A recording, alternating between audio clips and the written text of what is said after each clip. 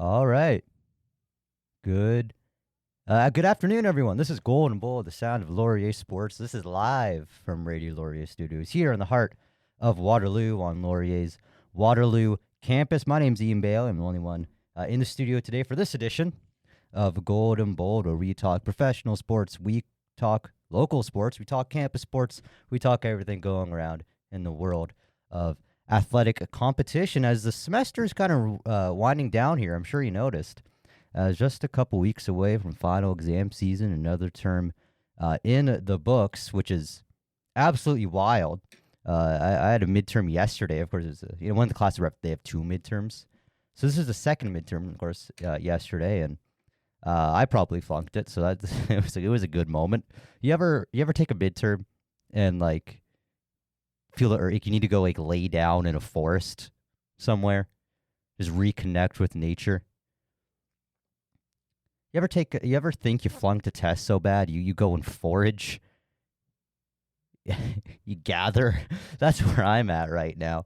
This is quality radio content. This is cold and bold. And of course, as the term winds down, so does Laurier Athletics. Of course, as they get set for all the student athletes to engage in final examinations.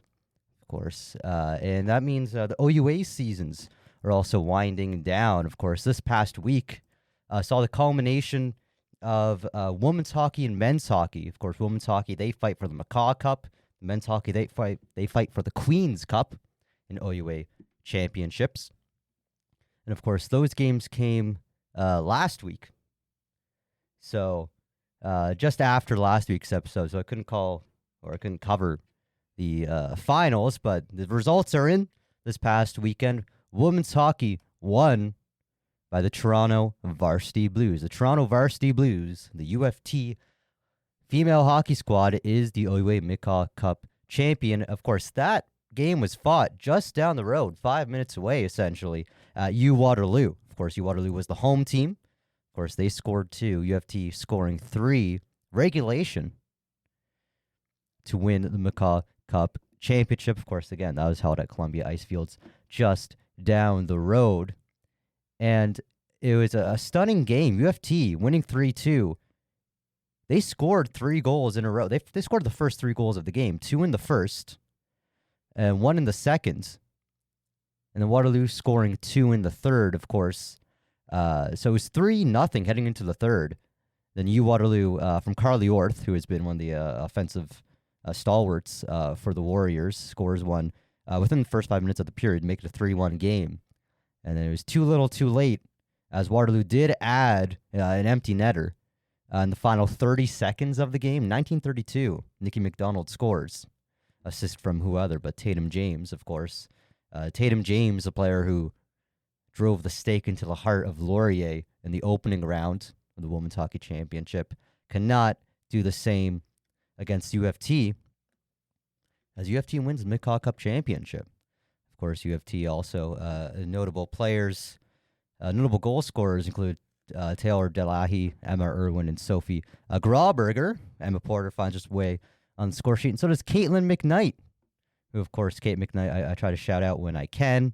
Of course, me and her from the same graduating class at Barrie North in Barrie, so great to see her get on the score sheet with an assist on the game-winning goal, but also in her third year, she is a McCaw Cup championships. Congratulations to Caitlin McKnight. Congratulations to all of the Varsity Blues. On the men's side, the Varsity Blues were in action, but not for the gold medal game, for the bronze medal game.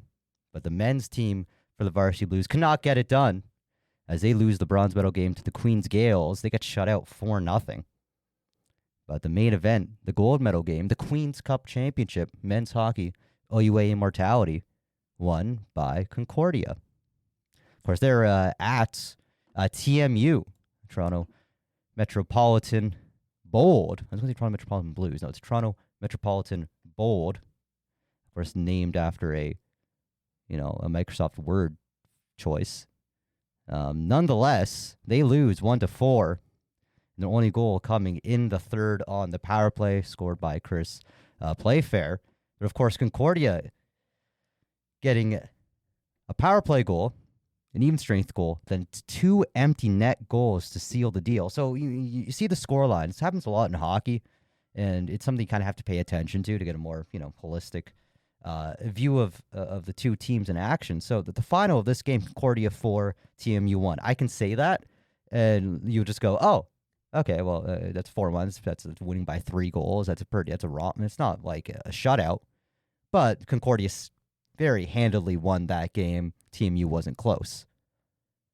And just one single click into the box score, you'll realize that, wait, half of Concordia goals were empty netters. Coming in the final minute, 1924, 1958. 2 seconds left, they scored an empty netter. Which means they're up 2-1.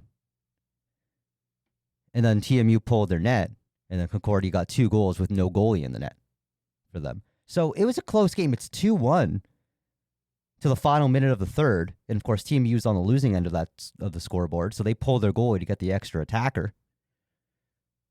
So it's 6-on-5 for TMU, down by 1, and Concordia able to send the puck the other way.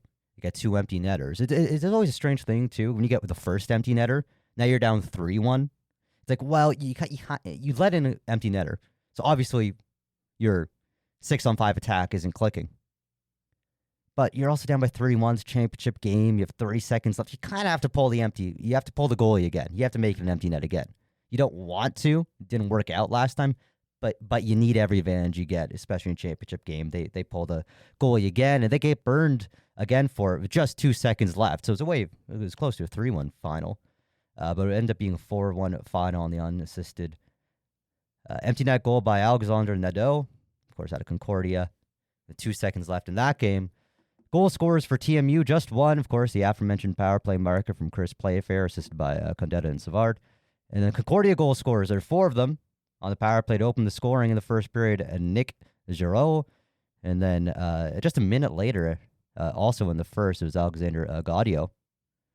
And then the 2 empty netter markers, the aforementioned Nadeau marker with 2 seconds left, and then 36 seconds left just before that.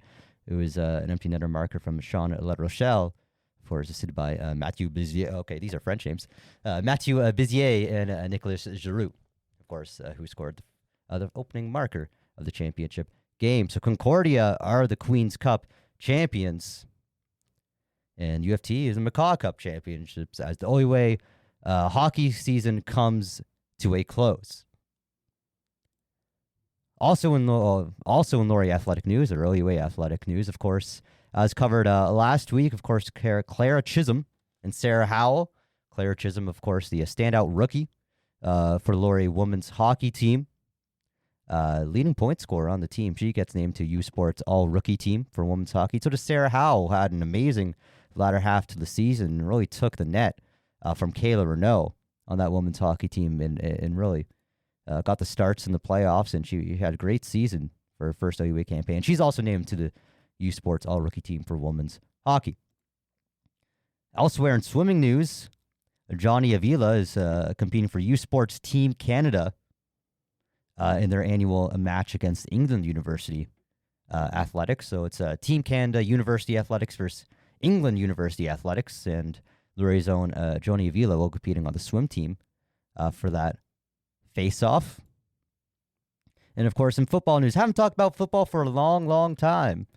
Of course, as they're opening their spring camp in 3 days, March 24th, Laurie Golden Hawks and their new recruits and prospects will be starting their spring camp. Of course, 2 weeks, of course, last week of March and the first week of April as they get ready for the summer and fall of football. Athletes of the week, courtesy of the Hawk Shop, of course, for men's curling, Kibo Malima. Of course, he was the skip that led the Golden Hawks to a 7-2 record, and as mentioned in the last program, of course, both curling teams, men's and women's, winning U Sports gold medal. National university champions are these men's and women's curling squads. So, of course, the men's skip and the women's skip will be the athletes of the week. Men's, Kibo Malima, of course, also named a U Sports first team All-Canadian. But so was our second athlete of the week, Emma Artichuk. And on the women's side, of course, capturing the U Sports championship, undefeated 9-0 record at the championships in Lethbridge, Alberta. And, of course, also named to U Sports first team All-Canadian. So Curling looks bright and had a terrific season here at Laurier. As we move on out of OUA and U Sports Championship news into we'll put it up a notch. We'll go campus. We'll go to local now, and we'll discuss the OHL's Kitchener Rangers, of course, the OHL team for the Tri-Cities here.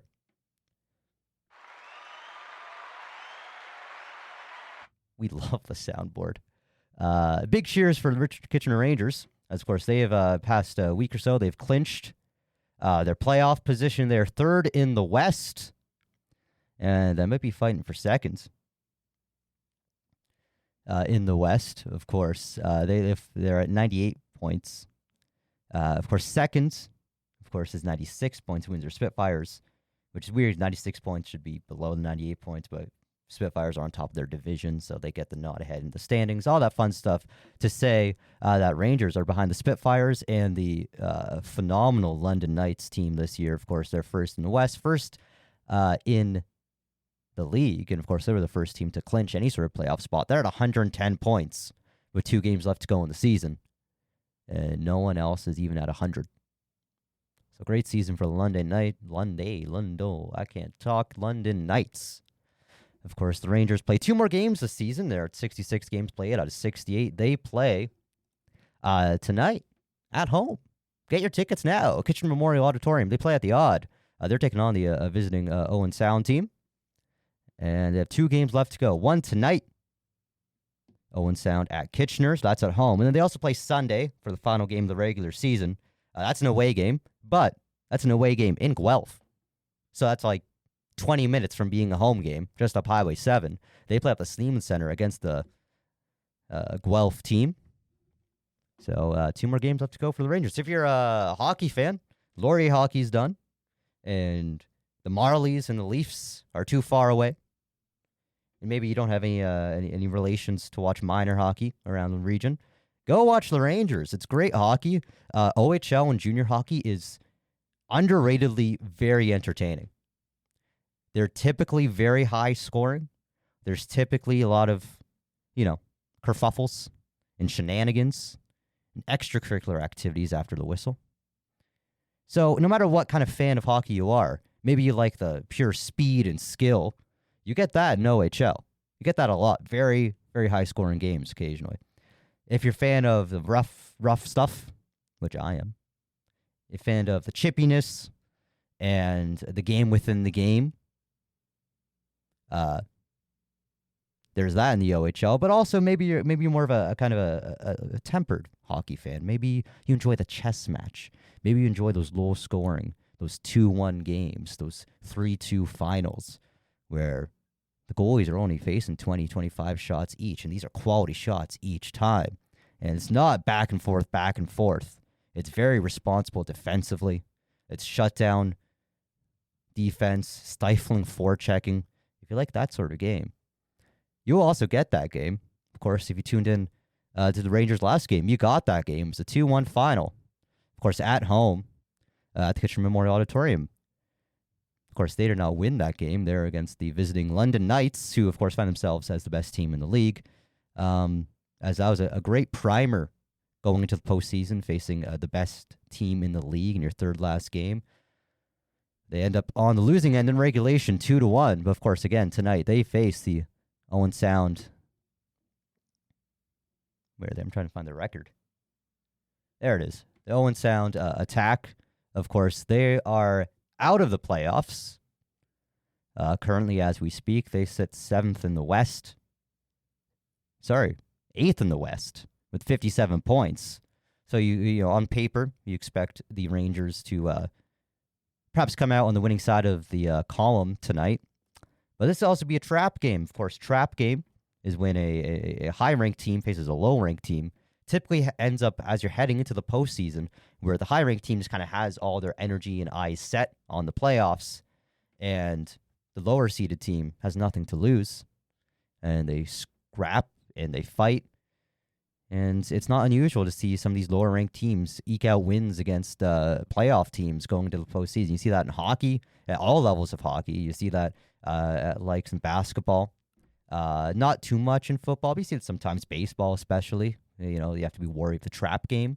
And maybe one here tonight as they face against the visiting Owen Sound Attack. And then again, and Sunday, they face off against the Highway 7 rivals, the Guelph Storm, who find themselves at the bottom of the Western Conference in the OHL and find themselves second last in the league, only beating the Peterborough Petes. Of course, I have friends and family who live in Peterborough, and they occasionally frequent the Peterborough Petes game down at the Peterborough Auditorium, and they're not doing hot.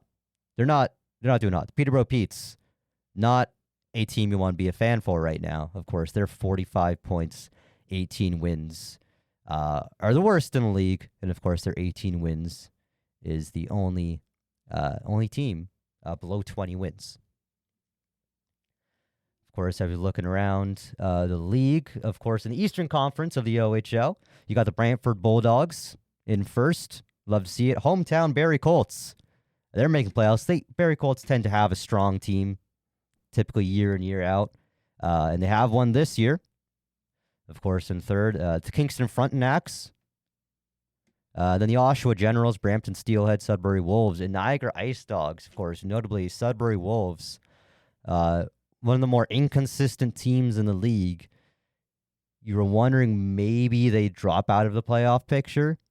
They don't. They've clinched playoffs, 69 points. And Sudbury Wolves, of course, coming out of, guess what? Sudbury, you win a point. Of course, I've been a guest on CKLU 96.7. That's a radio station up in Sudbury, AM, FM. And they cover the Sudbury Wolves. And I've been a guest on that on their sports show, so I'm going to drive home. I've been a guest on there a couple times. Each time, we always get talking about the Sudbury Wolves. And will they actually make the playoffs? They started off the season really poorly. Then they got really good. They got a couple key players back around mid-November. And they pushed up the standings. They did really well. And then they fell back down around January, maybe February. And we were getting worried. We were talking to each other on air. We're going like, Are they falling out of a playoff position here? They have lost a couple in a row. They've lost a couple that they should have won, and they've lost a couple by scores of 7-2, 6-1. Of course, the Wolves are the highest penalized team in the league, and it's a give and take because Sudbury Wolves, if you don't know anything about OHL Sudbury Wolves are known for being a penalized team. They are known for being chippy. They're known for being undisciplined. They're known for standing up for each other, as you could put it. And so it's kind of it's kind of given that Sudbury Wolves would be among the top half of the league in penalties, stuff like that. But there comes a moment where that team identity of like being a hard team to face against, you want to instill that. You want to maintain that while also still not costing your team games by taking dumb penalties. And that's what the Wolves were doing through a lot of the latter half of January into February. We're taking dumb teams that hurt dumb penalties that hurt the team. And great teams, you have to match that intensity and that, dirtiness, chippiness with scoring, winning games, playing smartly, playing disciplined. And think of a lot of great teams. If you think of hockey, we think of chippy teams, that won. You think the Bruins' identity throughout pretty well their entire last 100 years, really starting with Eddie Shore, was being incredibly chippy while still being skilled. Think of the last, even since the 21st, start Y2K, 21st century. Think of the Bruins. Who do you think of? You think of Chara. What a big body that was. He was down to fight. He was down to lay the body. Brad Marchand recently traded. Haven't eaten my shoe yet, but I might. I might have to. I said I'd eat my shoe if he got traded. He got traded the next hour. I'm going to find out if it tastes good. I might eat my shoe. Brad Marchand, maybe the chippiest player in the league. But you couldn't picture him on another team because he exemplified that Bruins model. spectacularly. You think of other chippy teams who were successful. You think of the Broad Street Bullies, mid-'70s Philadelphia Flyers, the first expansion team coming out of 1967 six-team expansion to really hit it big. And they made their model of being chippy while still scoring. Sudbury Wolves have no problem being chippy. They just have a problem scoring. And it comes a time where you're chipping it. You have to be smart about it. I think that's my point here. Look at the great teams who obviously the Wolves kind of embody in terms of their chippiness, the Bruins, the Flyers. Yeah, you have to balance that. You have to be chippy smartly. And the Wolves were not doing that. They've cleaned it up recently, though, to get back on track. Sudbury Wolves have cleaned it up. Of course, they're at 69 points. Of course, again, clinching a spot in the Eastern Conference. That's a team that if they're all firing on all cylinders, they can play well. And they have some great players on their team.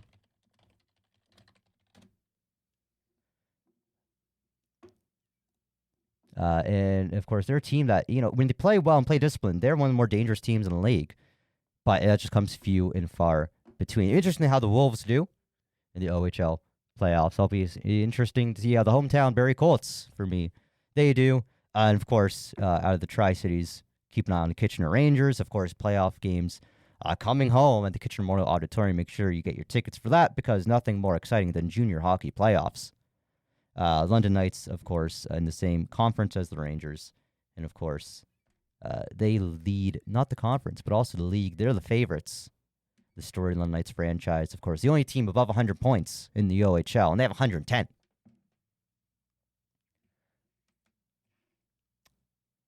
Also happening in March. I don't know if you've heard of this or not.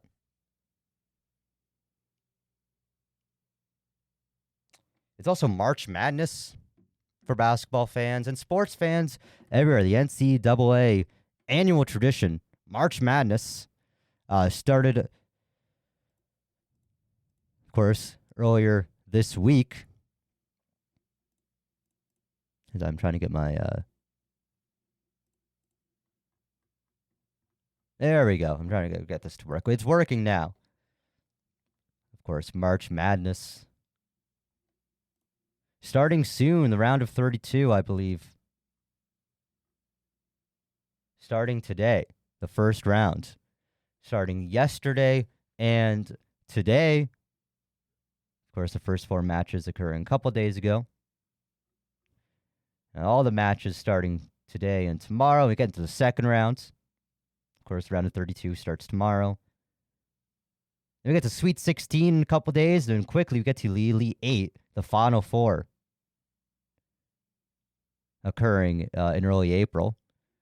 Of course, so keep tracking. Today is the first round, round of 64. Tomorrow, starting the weekend, we get into the round of 32. Next week, we'll get into the Sweet 16. And then a couple days after that, we'll get to the Elite 8. And then a couple days after that, we'll get into the Final Four. And then the championship on April 7th. Some notable highlights, of course, those who have already clinched the round, or clinched their berth in the round of 32, Auburn, Creighton, Michigan, and, of course, Texas A&M. You also see Houston in there. Gonzaga's makes it in there. Purdue, of course, a perennial NCAA candidate.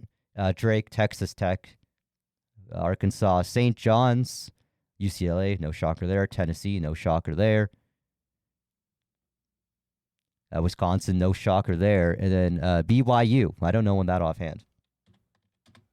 BYU is Brigham Young University out of Utah.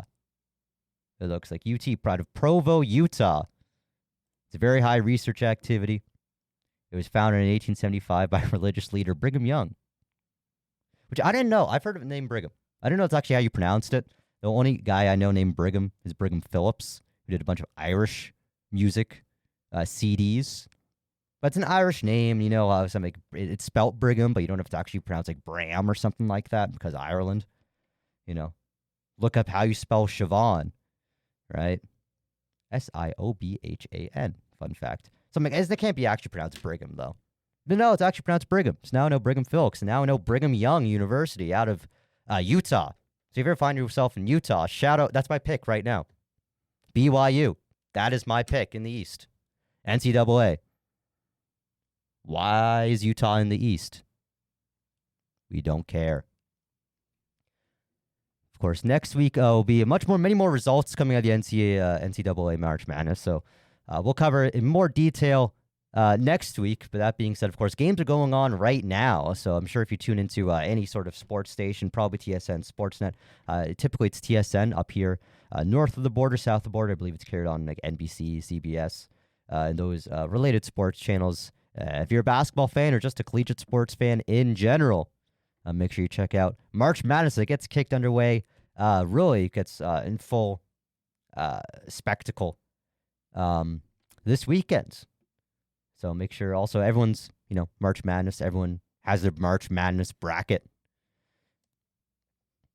Make sure you do yours. And make sure you bet on it too. Oh, I'm kidding. I don't endorse sports betting. Bet responsibly if you choose to. Of course, everyone needs an. Anyways. Make sure you do your brackets. Make sure you see. Maybe you win. Of course, bracket buster. Have competition with your friends. That's always the big deal. Your March Madness pool. Of course, you heard it here, folks. Right now, making it all the way to the championship game. Brigham Young University, out of Provo, Utah. Roll Brigham Young. Founded in 1875. The more you know. No one can ever say Golden Bold is not educational. Turning it over to professional sports. We covered local sports, Laurier sports. We covered collegiate sports, Laurier sports, NCAA. We covered OHL junior sports, Kitchener Rangers, Sudbury Wolves, Barrie Colts. And it's time to cover professional sports, and we cover this sport a lot here. Of course, it's my main league of choice. It's the NHL. And, of course, news coming out of Washington last night. Alex Ovechkin, 6 goals away from Wayne Gretzky's all-time goals record. Of course, Wayne Gretzky, 894 goals. And Ovechkin, 6 behind. He's 6 from tying and 7 from breaking. Of course, so he's at 8 goals for the Great Eight. And it's what a season he's having. And I'm sure this is like the main storyline of the NHL season. I haven't talked about it too much on this show because everywhere else is talking about it. But we want to take a moment just discuss Alex Ovechkin's goal chase. The Russian machine never breaks, does it? I don't know what's in the water there. If you ask the Olympics in 2016, there was something in the water.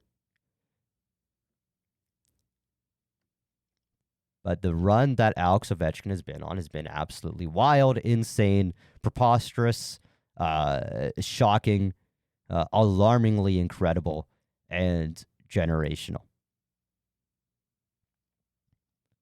Gretzky is the holder of like 50 NHL records. Wayne Gretzky is the greatest NHL player of all time. That's not a hot take. It used to not be hot. Now no one likes Gretzky anymore because of the whole, political stuff.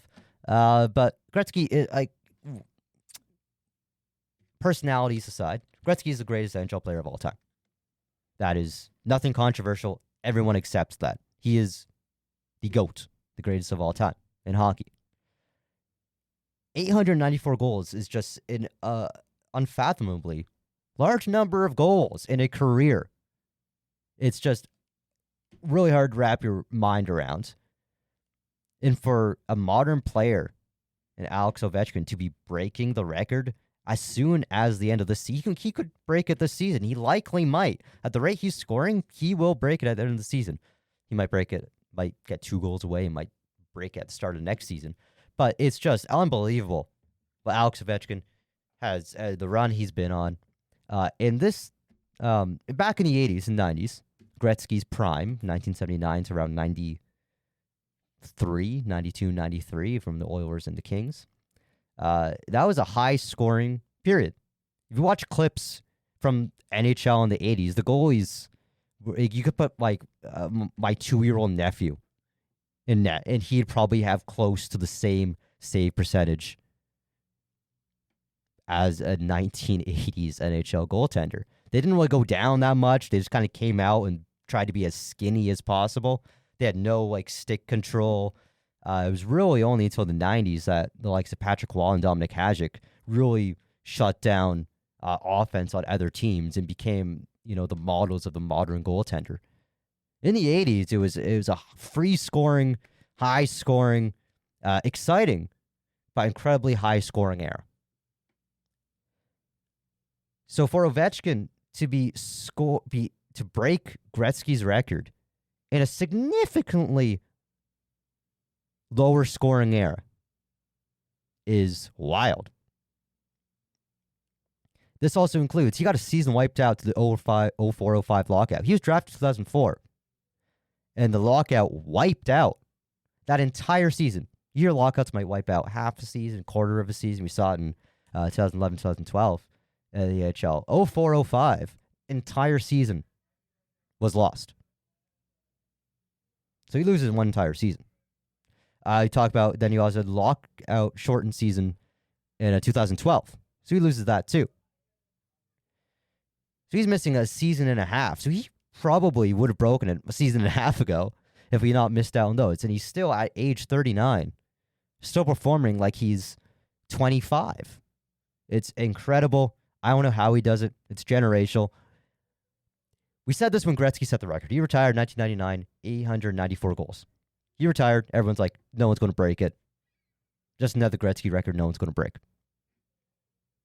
Then Ovechkin will pass 894 goals and will likely make it past 900. He scores 12 more goals over the next rest of this season and all of next season. He'll make it past 900 goals. And we will all say that will never be eclipsed again. But we said the same thing when Gretzky set the record. So we thought it was an unbeatable record. Now it's getting beat.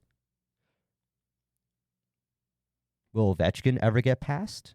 Let's say he retires. Let's say he just scores like 20 goals next year. Let's see, he breaks the record this year. He ends the season 895 goals. And he gets 20 goals next year. And then goes off to the KHL and retires like he said he will because he's Russian. KHL, of course, the Russian Hockey League. That means he retires with 915 goals. I didn't think anyone was going to beat 894 goals. I don't see anyone beating 915 goals or more. Anything over 900 goals. Yet, if someone could beat Gretzky, someone might beat Ovechkin. So it'll be 50 years down the line. They'll have some superhuman athlete genetically modified to, be the, created in a lab to be the greatest hockey player of all time. That might occur. But naturally, I don't see it. Of course, the Capitals also being the first team to clinch a playoff spot in the NHL last night. Of course, the Capitals, again, the first team to clinch a playoff position in the NHL as teams are about 14, 13, 12 games away from the end of the 82-game schedule. And the playoffs remain so wide open. Talked about it last week. I'm sure I talked about it the week before, and we'll talk about it again. As each handful of games on each week's edition of Golden Bullet, it just creates so much interest and intrigue into how the NHL playoff will go. Again, the Atlantic Division, the top three in the division are generally sorted out.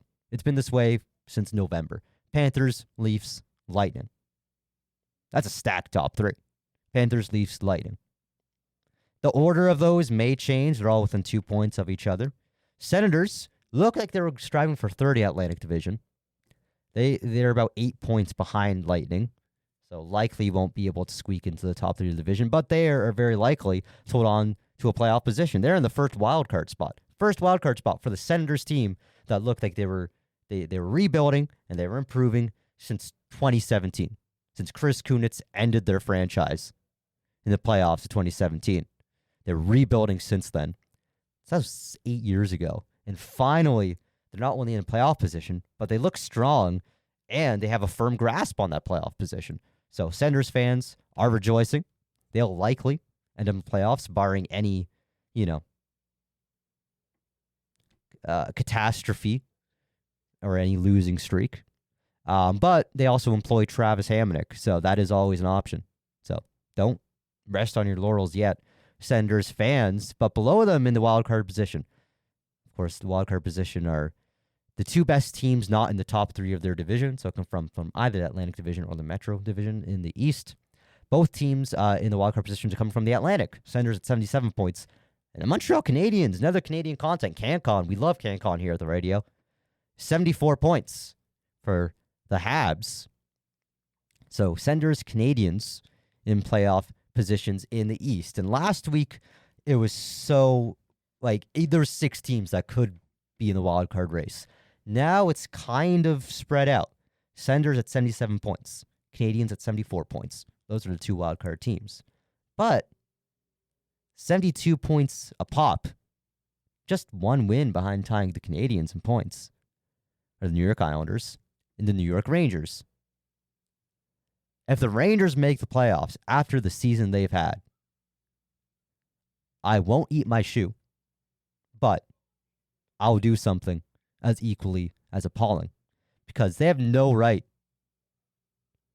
to be in a playoff position. They sold their captain, Jacob Trouba, 2 months into the season because they were so bad. They're at the bottom of the Metro.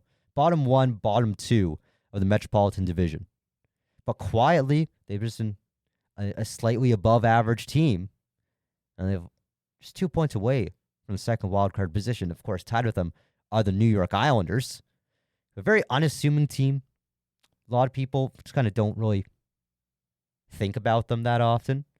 But they're, again, just 2 points away from the second wildcard position in the East as well. Blue Jackets, that's who I want to see make it, which is tough because Senators and Canadian teams, I want them to make it above everyone else.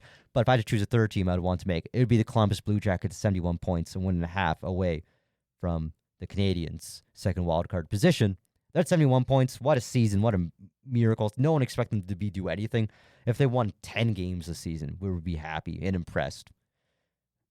But no. They're, again, 3 points away from wildcard position. And they were holding the wildcard position in the second one just a few weeks ago. They're still in the race. Of course, 1 point behind the Blue Jackets. Red Wings are 70 points. Second wildcard position is 74 points. Red Wings at 70 points. They were in a wildcard position at one point in the season as well. They're exchanging it with the Senators, Canadiens, Blue Jackets. Islanders at one point, I believe. And they have had a terrible March. Look out for the Ides of March, as Detroit Red Wings have been 2-8 in their last 10. 2-8. Where's do we have a boo?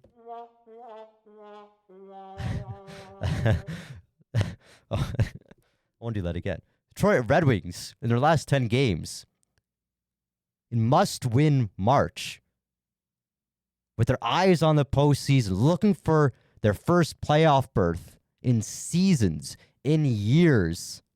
These are must-win games to get into the playoffs. In their last 10 games in the month of March, the Detroit Red Wings are 2-8.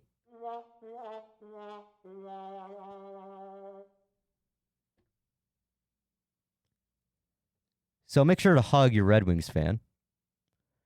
This happened last year. Fun fact. Actually, it's kind of a joke.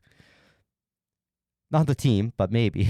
But the Red Wings struggles in the month of March. I think at one point before they won their second of the last 10, they were like 1 in 13 this season and last season combined in the month of March. These are must-win games. You're on the cusp of a wild card position. And when the kettle is hot and the stovetop is cooking, they cannot handle the heat.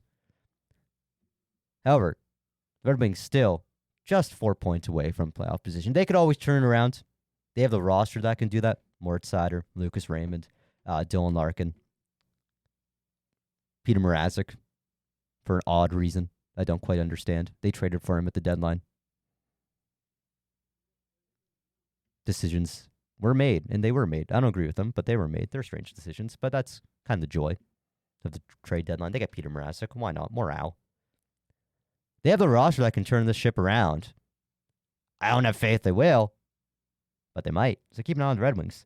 Then 1 point behind the Red Wings, the Boston Bruins, who likely won't end up making the playoffs again. They sold at the deadline. They sold Marchand. They sold Carlo. They sold Coyle. 3 of perhaps some of their best players and their most veteran players. The identity of that team has taken a hit with the losses of their captain, Marchand, Brandon Carlo, terrific defenseman, and Charlie Coyle, one of their centermen, second-line center.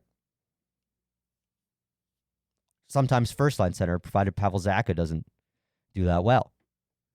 They are 5 points behind the wildcard position with 69 points. So while we've seen a bit of a spreading out, I think you're still in the hunts if you're within 4, 5, 6 points. Because you just need to go on a, I say it as if it's easy to do. Bruins have also been on a 4-game losing streak, so they're probably out.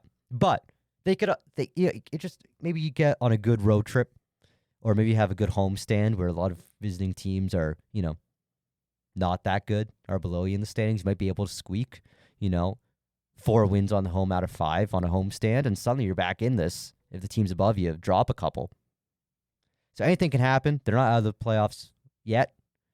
Of course, recap in the East: Senders, Canadians. 1 and 2 Canadian teams. 6 of 7 Canadian teams are in the playoffs. And, of course, the 3 Canadian teams in the East are Maple Leafs, Senders, Canadians. But on the Canadians' heel, likes of New York Islanders, New York Rangers, Columbus Blue Jackets, Detroit Red Wings, and Boston Bruins, if you're optimistic. In the West, go West, young man. Winnipeg Jets,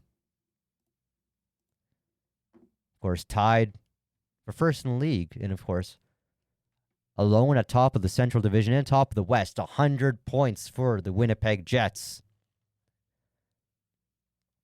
They are in the playoffs. Stars behind them in the Central Division. Top 3 in the Central Division making the playoffs right now. It's the Winnipeg Jets, the Dallas Stars, and Nathan McKinnon's Colorado Avalanche. The wild card position for the West is also strange. Of course, in the Pacific Division, the top 3, Golden Knights, Oilers, Kings. Kings have really, I won't say come out of nowhere, but it was, I didn't expect them to do that well this season. I don't think they made the moves they should have. They don't have a particularly, stunning roster.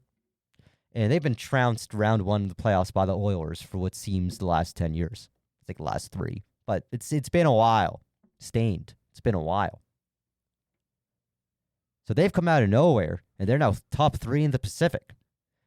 Now, I say coming out of nowhere, but the teams, but by default, they're 3rd in the Pacific because no one else wants to be. The Canucks and Flames haven't decided if they're missing the playoffs or they're making it yet. Canucks find themselves, and the Flames were both in the wildcard position 2 weeks ago. Now they're both out of the wildcard position. They don't know what the hell to do. They don't know what to do. They don't want to make it, but they also kind of do. They can't decide if they want to try or not. And that lacking and that delaying of decisions have let the Minnesota Wild, which were always expected, they're a very strong Central Division, and the Pacific Division, they'd be 3rd instead of the Kings. But they find themselves in Central. They find themselves in the first wildcard spot. Second wildcard spot, don't look now, occupied by the St. Louis Blues, which just a few weeks ago, no one was thinking. They're below Utah in the standings just a couple weeks ago, Utah Hockey Club. But they have passed Utah in the standings, and then they've also passed the Flames and the Canucks for that second wildcard position. Now, that being said, Blues only have 77 points, but they have a very, very easy schedule to end the season. They have the weakest schedule, I believe, of anyone in a wildcard position in the West. So should the Blues win the games they should, they might be looking at the playoffs. Now, I like the Blues. I really like the Blues. They're like a top 3 American team. I like it. When I think American team, I like the Bruins. I like the Rangers. And I like the Blues. Those are my 3 American teams. That and like Utah, because that's funny. The Kraken, that's funny. But in terms of actually half-decent hockey clubs, Bruins, Rangers, and then the Blues. So it's nice to see the Blues in the playoff position again. At 77 points, hanging on to the last wildcard position. At 76 points is the Vancouver Canucks. 75 points, it's Calgary Flames. And at 73 points, so 4 points away, remains the Utah Hockey Club. So not as packed as the East's drive for the last wildcard spot, but it is the Blues, the Canucks, and the Flames, with the Blues in the driver's seat in the playoff hunt in the Eastern Division of the NHL. Of course, moving on. Look at my bulletin I planned for the show here. NHL playoff looks, Ovechkin goals. On Leafs, let's talk about the Leafs just for a bit here. As, of course, they're coming off a pair of wins. I say a pair of wins. They've been coming off 3 wins. Of course, they beat my Flames back on Monday, St. Patrick's Day. Of course, they wore the St. Patrick's Day uniforms, which remain the greatest jersey in the history of jerseys. We love the Toronto St. Pats. I have a hat. On Wednesday, they beat the Avalanche 2-1. Very strong Avalanche team. Nathan McKinnon, Cale Makar, Devin Taves. No longer Mikko Rantanen. Tune in, look up last week's episode and the week before to hear our discussions of Mikko Rantanen saga this season. And then the Leafs, last night, they beat the Rangers 4-3. So the Rangers, that was a tough loss for them in their playoff hunts. The Leafs are back at it again for Saturday night, Hockey Night in Canada. Tomorrow night, they're against the Nashville Predators. Let's talk about Nashville for a second. What a disappointing season Nashville has had. The Predators have had. I'm not saying that as a hater. I'm not saying that to make fun of them. I don't mind the Predators. I think they're good. But what a disappointing season they've had. That's just objective. That is just a fact. They went out in free agency this past year. And everyone's coming out of free agency thinking the Predators won free agency. Knowing they get Jonathan Marchessault,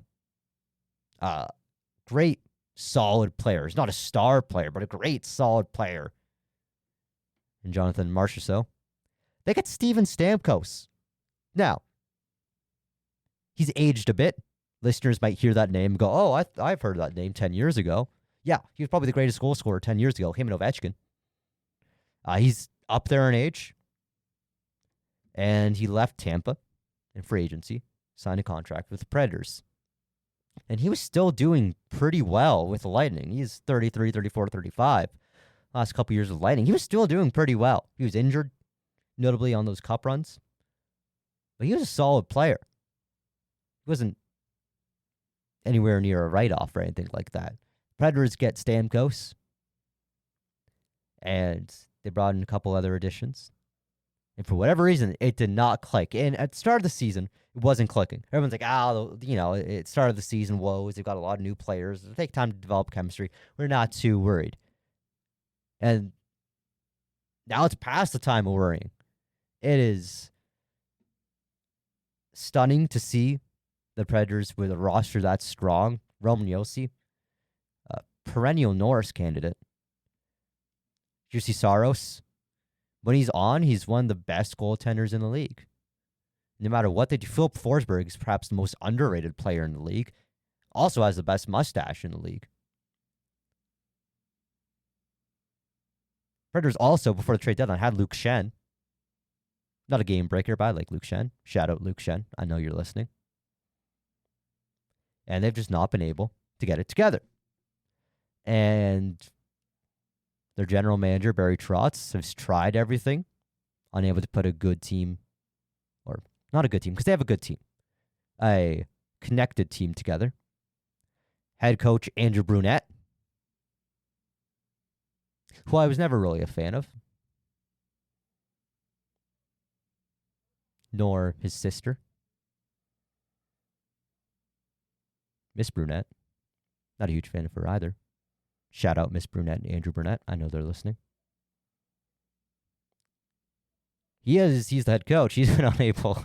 I lost my thought. He's unable to put a winning team together. Unable to put a winning product on the ice that is coherent, that is connected, that has a game plan, and doesn't fall in the face of adversity.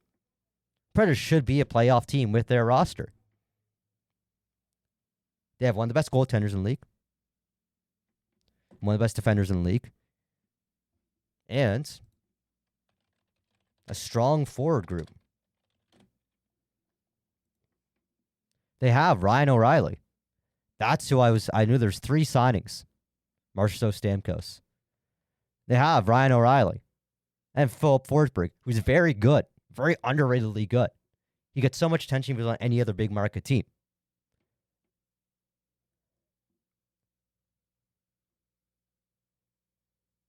Roman Yossi's injured. But they got Brady Shea. That's the one I was talking about. O'Reilly was last year. Stamkos, Brady Shea, and Jonathan Marchessault, the big 3 signings on the Predators. And none of them had any chemistry. None of them worked well together. And it's been a wash of a year for the Nashville Predators, who looked with those signings to get back into the playoffs and be a contending team. They're not even a contending team. They're not even in the playoffs. They're at the bottom of the standings.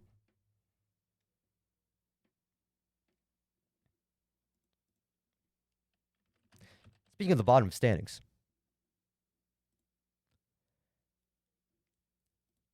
what about those Wizards out of the NBA, huh? They're the team changing gears now. Only I think 3 minutes left in the program. The Wizards, of course, of the NBA at the bottom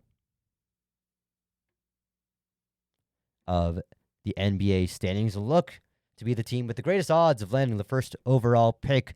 Aspirations Raptors fans once had have now eroded away into the sea, as the Raptors still not in the playoff position, not even at 400 points percentage, but they still have like 6 teams below them in the overall NBA standings. That's 6 teams with the better odds at clinching that first overall draft pick in the upcoming draft in the NBA. Of course, the Raptors really turned it on in March, end of February. They turned it on at the start of the season. I say turn on. They didn't win a lot of games, but they were exciting to watch and they're entertaining.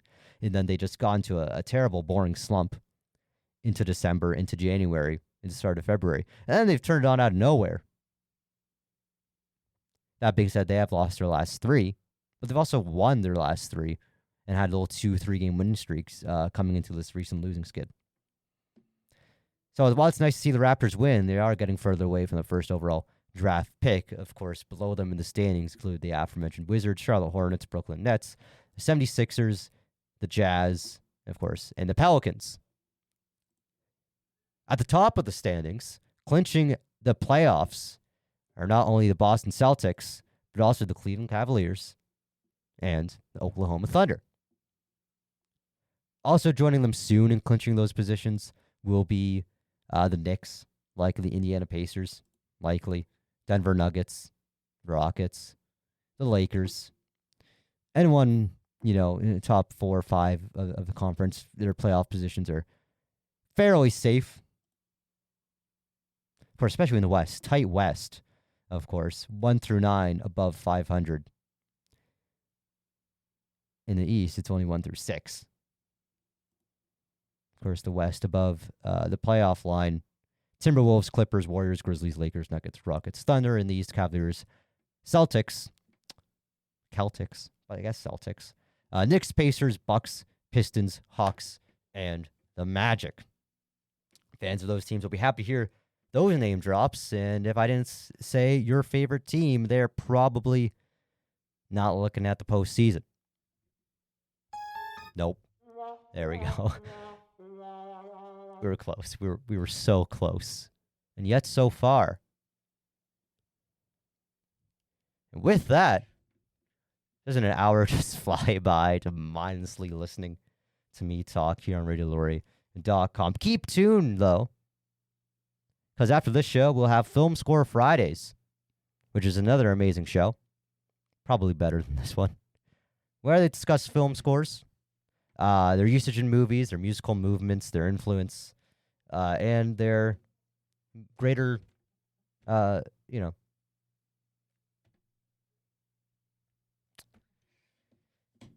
This has been Gold and Bold. March 21st, 2025 episode of Gold and Bold. My name's Ian Bill. I'm sports manager here at Radio Laurie. Just in case you missed it at the start of the program, Kitchener Rangers, Tri-Cities OHL team, Waterloo region. They play tonight at home against the visiting Owen Sound Attack. Check that out for some great hockey. Rangers clinch the playoffs, and they're heading to the postseason. Make sure you check on playoff tickets for that. OUA seasons are wrapping up. We got the hockey results in last weekend. Of course, UofT Varsity Blues capturing the McCaw Cup over the University Ave. Just down University Ave at Waterloo Warriors. The Varsity Blues, McCaw Cup champions, women's hockey champions for the OUA, men's hockey champions, the Queen's Cup champions is Concordia, of course, besting TMU Bold. Concordia, UofT, men's and women's respectively, OUA champions. NHL playoffs are wild. Make sure to keep an eye on that. March Madness got started. Make sure to make your brackets before it all gets filled out. Make sure to compete with your friends, and we'll have much more NCAA coverage once it starts really getting going next week on Gold and Bold. Thanks for listening. Keep it on radiolore.com and have a great rest of your Friday and a great weekend. See you guys later.